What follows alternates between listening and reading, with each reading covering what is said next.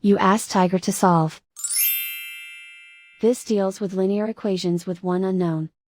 The final result is x equals -5/3. Let's solve it step by step. Simplify the expression. Expand the parentheses. Multiply the coefficients.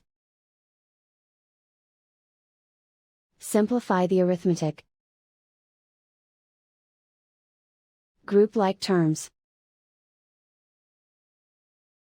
Simplify the arithmetic. Group all constants on the right side of the equation. Add 13 to both sides.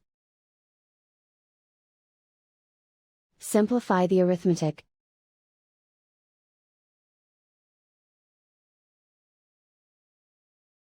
Isolate the x. Divide both sides by -6. Cancel out the negatives. Simplify the fraction.